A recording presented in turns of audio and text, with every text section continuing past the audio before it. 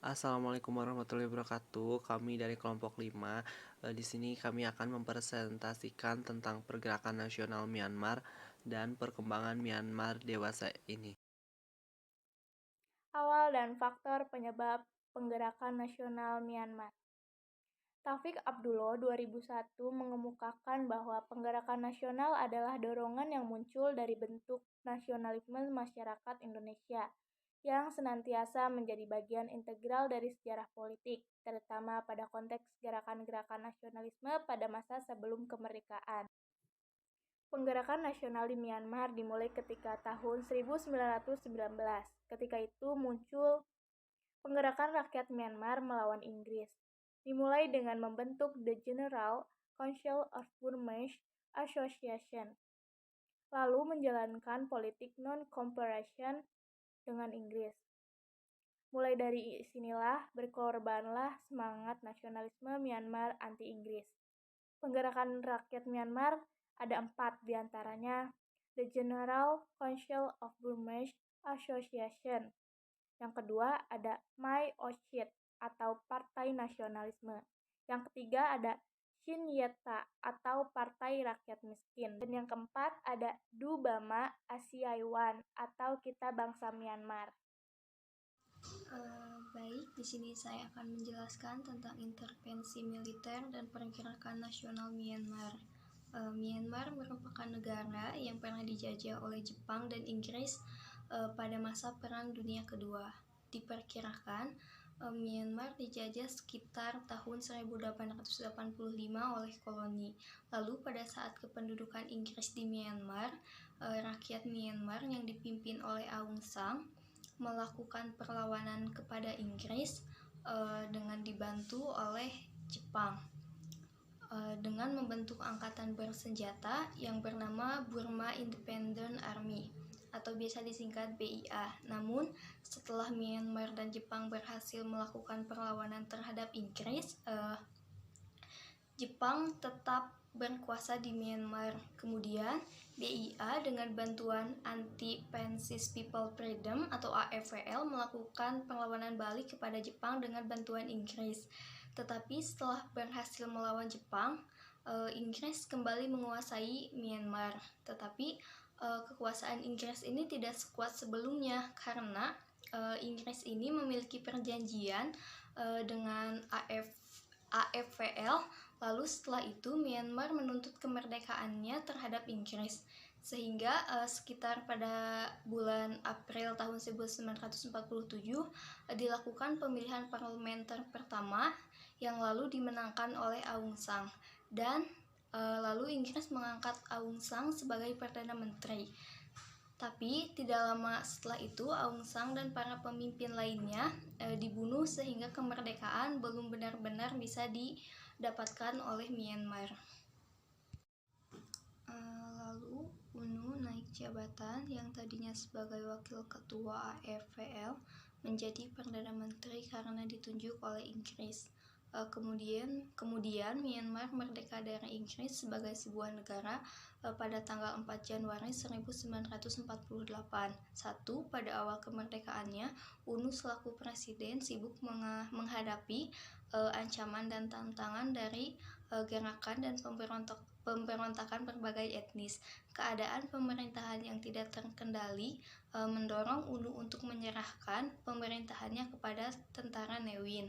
Yang kedua, Ne Win berhasil terpilih sebagai pemimpin yang selanjutnya dan mengikrarkan janji yang akan mengadakan pemilihan umum yang bebas dan adil pada 2 tahun yang akan datang. Tepat setelah 2 tahun pemerintahannya, Ne Win menepati janjinya dengan mengadakan pemilihan umum pada tahun 1960, tapi UNU kembali terpilih sebagai pemenang. Namun dikarenakan situasi di Myanmar yang sangat tidak stabil, membuat Ne Win berhasil memanfaatkan hal tersebut sebagai ajang untuk kudeta, karena katanya UNU tidak mampu untuk mengembangkan perekonomian negara Myanmar, dan Ne Win berhasil merebut tahta kepemimpinan dan mendirikan sistem pemerintahan yang militerisasi dengan gaya kepemimpinannya yang otoriter dan diktator. Pada tahun 1990, SLORC resmi menggantikan nama Burma menjadi Myanmar dengan Yangon sebagai ibu kota negaranya. Dan sesuai dengan persetujuan SLORC untuk mengadakan pemilu multipartai, maka pada tanggal 27 Mei 1990 diadakan pemilu untuk memilih anggota parlemen. Dan dalam pemilu ini, SLORC sangat yakin militer akan memenangi pemilu tersebut. Sifat totaliter pemerintah militer menjadi dasar keyakinan mereka mengontrol perolehan suara politik rakyat. Namun, ternyata prediksi SLORC berbeda dengan kenyataannya. Partai oposisi yaitu NLD yang dipimpin oleh Aung San Suu Kyi yang muncul sebagai partai sipil menjadi pemenang pemilu saat itu, sehingga membuat SLORC tidak mengakui hasil pemilu tersebut. Lalu pada tanggal 29 Juli 1990, SLORC mengumumkan bahwa pemerintahannya bukan berdasarkan konstitusi melainkan undang-undang darurat. Dalam bidang ekonomi, pemerintahan Sao Mau melakukan reformasi ekonomi dengan membentuk sistem ekonomi terbuka. Pemerintahan militer dari tahun 1988 sampai 1990 telah meluncurkan undang-undang tentang investasi asing, peraturan dalam sektor keuangan dan perbankan, serta program swastanisasi. Bahkan pemerintahan militer juga mendapatkan keuntungan dan investor asing seperti Cina, Singapura, Korea Selatan, Jepang, Taiwan, dan juga Malaysia. Sayangnya, reformasi ekonomi ini tidak dapat dikatakan berhasil dikarenakan hanya menguntungkan sekelompok orang saja. Kebijakan politik dengan melaksanakan pemilu multipartai pun tidak dilakukan secara demokrasi. Kebijakan politik dengan melaksanakan pemilu multipartai pun tidak dilakukan secara demokratis. Akibatnya, memunculkan tekanan dari rakyat untuk sesegera mungkin menjalankan proses demokrasi yang nyata. Tekanan dari rakyat yang sangat kuat menjadikan Jenderal Sao Mau memutuskan untuk mundur dari pemerintahan dan digantikan oleh Jenderal Tan Swe. Pada 21 April 1992, bergantinya kekuasaan ke tangan Tan Swe tidak menjadikan Myanmar lebih dekat dengan jalan demokrasi. Jenderal Tan Swe menjalankan kekuasaan berdampingan dengan Jenderal Khin Nyuth. Pada masa pemerintahannya, Jenderal Tan Swe telah mencabut undang-undang darurat pada tanggal 26 September 1992.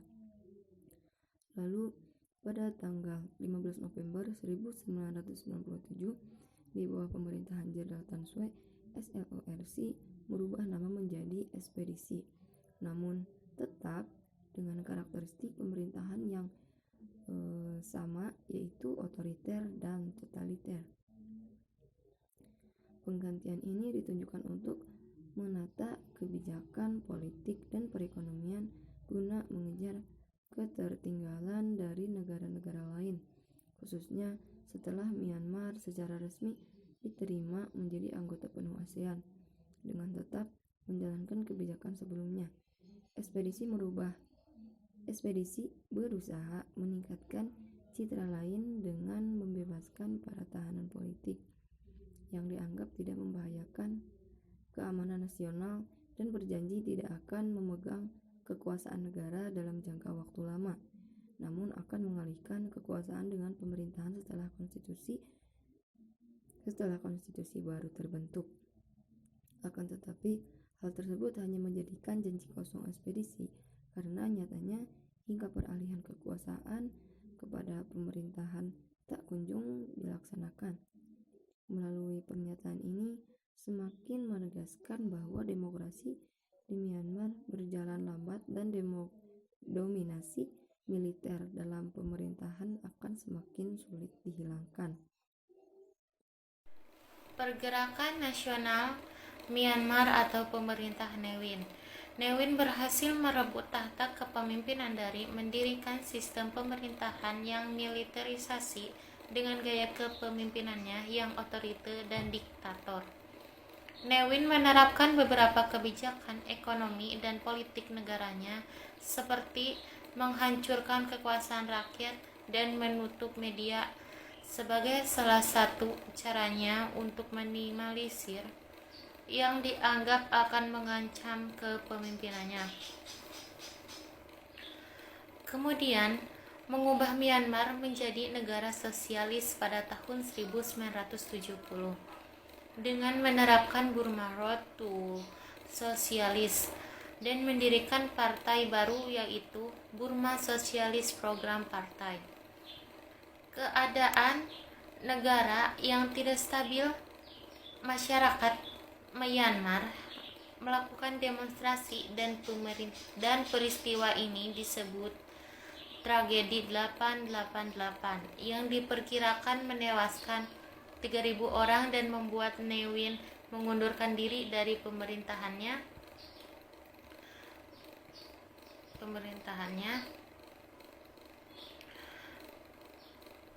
lalu melepaskan tanggung jawab terhadap negara yang sedang dalam keadaan sangat kacau.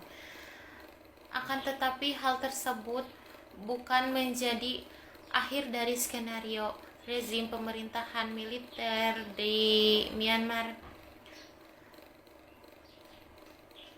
Kenyataannya Ne Win masih berada di belakang layar dengan tetap menjadi ketua BSPP dan menjadi bibit jenderal yang haus akan kekuasaan demi mempertahankan kerajaan militer Myanmar. Selanjutnya yaitu perkembangan Myanmar. Myanmar adalah negara yang cukup kontroversi. Pasalnya pada tanggal 1 Februari pemerintah militer Myanmar menggulingkan pemerintah yang dipilih Aung San Suu Kyi. Militer menuding memenangi pemilu 2020 dengan kecurangan dan menuduh komisi pemilihan bekerja sama untuk memenangkan Suu Kyi. Militer juga mengklaim mereka menemukan sekitar 8,7 juta daftar pemilihan palsu yang digunakan untuk memenangkan NLD dan kepemimpinan Aung San Suu Kyi dianggap tidak sah. Selain itu, dalam bidang sosial dan hukum, Myanmar dewasa ini dituduh melakukan kejahatan HAM oleh PBB. Pelanggaran HAM berat yang dilakukan berupa genosida dan pemerkosaan terhadap perempuan etnis Rohingya oleh pihak militer Myanmar. Bila dikaji lebih dalam, kasus ini memiliki berbagai banyak faktor yang melatar belakanginya. Namun akar permasalahan yang mendasar yang mendorong terjadinya genosida ini adalah perseteruan lama antara minoritas etnis Rohingya yang beragama Islam dengan etnis lokal yang beragama Buddha. Dari perseteruan lama tersebut memicu adanya gesekan-gesekan kecil satu sama lainnya yang semakin memperpanas hubungan antar etnis. Selanjutnya bergantinya sistem pemerintahan yang semula dipegang junta militer menuju pemerintah yang terbuka dan demokratis sehingga membawa dampak ekonomi yang baik bagi Myanmar berupa meningkatnya minat berinvestasi di negara ini. Meningkatnya investasi ini dilatar belakangi oleh adanya situasi politik Myanmar yang kondusif sehingga penanaman modal tertarik untuk berinvestasi dan tidak takut akan terjadinya kerugian akibat politik yang tidak stabil. Banyaknya investasi tersebut mendorong pertumbuhan ekonomi Myanmar kepada arah yang positif. Sebagai buktinya, pada tahun 2016, pertumbuhan ekonomi Myanmar mencapai angka rata 7,2% pada tahun 2012 sampai 2017. Selanjutnya, pendidikan Myanmar berada pada posisi ke-152 dunia dan berada pada urutan terakhir di negara-negara kawasan Asia Tenggara dengan skor EID 0,371. Tercatat hanya sekitar 19% dari total seluruh warga Myanmar yang pernah mengenyam pendidikan tingkat menengah. Sebagai bentuk bantuan kepada Myanmar yang sedang membangun pendidikannya, pemerintah Indonesia membangun 2 sekolah di Rakhine, tepatnya di Desa Lamacai dan Desa Tetkai Piawarma, Rakhine, Myanmar. Selanjutnya yaitu kebudayaan Myanmar dipengaruhi oleh unsur agama mayoritas di sana, yaitu agama Buddha. Hal ini dapat dilihat dari banyaknya pagoda yang ada di Myanmar. Tradisi yang paling terkenal di Myanmar adalah tradisi kecantikan suku Kayan. Mereka mempunyai tradisi unik yaitu memakai cincin kuningan di leher mereka. Semakin panjang dan semakin berat cincin kuningan di leher tersebut menandakan semakin cantik wanita tersebut.